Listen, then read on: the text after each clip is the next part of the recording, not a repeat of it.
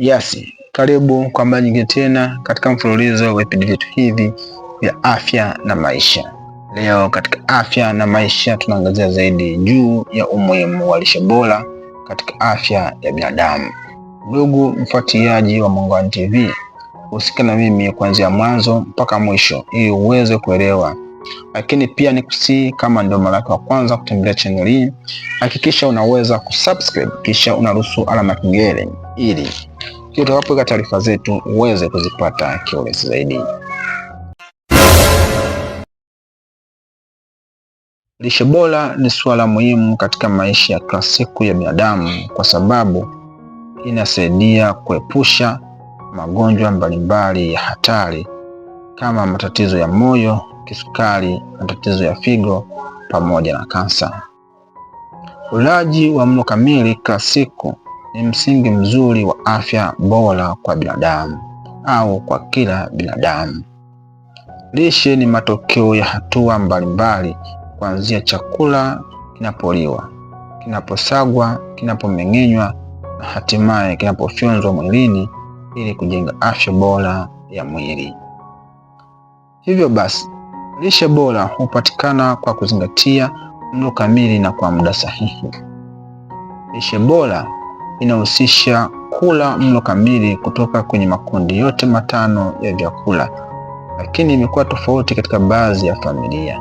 Kumekuwa na tabia ya kula chakula cha aina moja tu, ambapo inaweza kusababisha watu kuwa na hali ya lishe duni, ambayo ndio inaweza kusababisha au kuwa kisababishi kikubwa kabisa cha magonjwa mbalimbali ya hatari. Makundi haya ya chakula ndiyo yanayotengeneza mlo kamili, ambapo ndo naleta lishe bora. Kila kundi la chakula lina faida yake mwilini. Nafaka, mizizi na ndizi mbichi za kupika. Vyakula hivi vina wanga kwa wingi, ambapo hupatia mwili nishati lishe. Aina hii ya vyakula ni muhimu katika kuupa mwili nguvu na kufanya kazi mbalimbali. Vyakula vya aina ya nafaka ni mahindi, mchele, ngano, mtama, ulezi na uwele. Vyakula vingine ni aina ya mizizi na viazi kama vile muhogo, viazi vitamu, viazi vya mviringo, magimbi, ndizi za kupika. Vyakula hivi pia vina protini, vina vitamini na madini, ingawa ni kwa kiasi kidogo. Vyakula asili ya wanyama na jamii ya mikunde ni kama vile jamii ya mikunde ni mbegu za mafuta vyenye asili ya wanyama. Vitamini, protini kwa wingi na muhimu katika kujenga mwili na kuwezesha ukuaji wa mwili, hasa kwa watoto. Vyakula hivi pia hupatia mwili nishati, vitamini na madini kwa kiasi kidogo. Vyakula vya asili ya wanyama na jamii ya mikunde ni pamoja na nyama aina zote kama vile nyama ya ng'ombe, ya mbuzi, kondoo, nguruwe, kuku, hata samaki na dagaa. Wadudu ni kama vile senene na kumbikumbi. Mayai, maziwa na aina zote za kunde kama maharage, soya, dengu, kunde, choroko, njegere, mbaazi na njugumawe, na mbegu za mafuta mfano karanga, korosho na ufuta. Mboga hupatia mwili virutubishi vya vitamini na madini kwa wingi.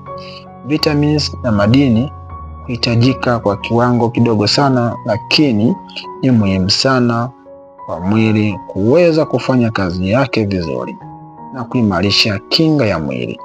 Upungufu wa vitamins na madini mwilini unaweza kusababisha kinga ya mwili kudhoofika na kupata maradhi ya mara kwa mara mwilini. Vitamins na madini vinavyopatikana katika mboga mboga ni pamoja na vitamin A, C, D, E na K, na kundi la B ambalo lina B1, B2, B3, B6 na B9. Asidi ya folic na B12 na madini kama chuma, calcium, na zinki.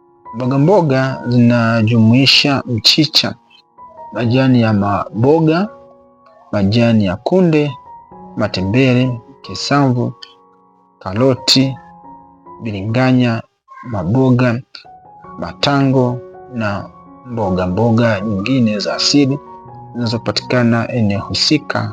Matunda kama ilivyokuwa kundi la mboga mboga, matunda ni muhimu sana katika mwili kwa vile vyakula hivi vina vitamini kama vile A, B, C na madini mbalimbali ambayo ni muhimu kulinda mwili dhidi ya magonjwa.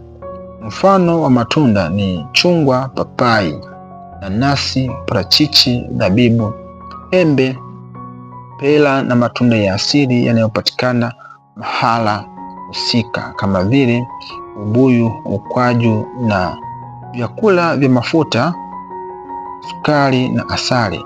Vyakula hivi hupatia mwili nishati, lishe, huleta joto mwilini na vilevile huleta nguvu mwilini, kulinda na kulainisha ngozi. Mafuta pia huweza kusaidia uyeyushaji na ufyonzaji wa vitamin A, D, E na K. Vyakula hivi pamoja na kutoa nishati ya kuweza kuongeza ladha ya chakula.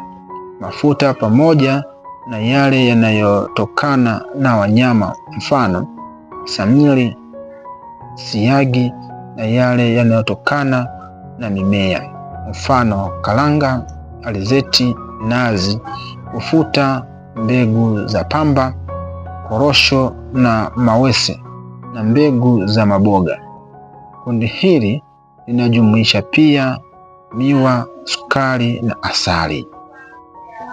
Kila binadamu anashauriwa kula mlo kamili mara 3 kwa siku.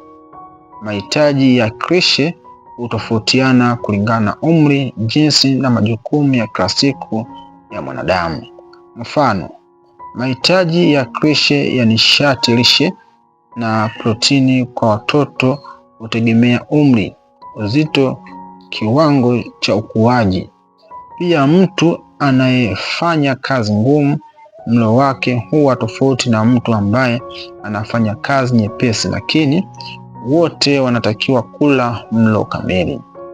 Kwa upande wa watoto, wazazi wanashauriwa kuwa makini sana katika suala zima la lishe, kwani watoto huhitaji kupata mlo kamili wenye virutubishi vyote vya kutosha vitakavyoweza kusaidia katika ukuaji wao, na tofauti na hapo mtoto anaweza kuwa na hali duni lishe ambayo inaweza kusababisha maradhi mbalimbali kama kudumaa kwa akili na mwili, uzito kupungua na kuwasha koo pamoja na utapiamlo.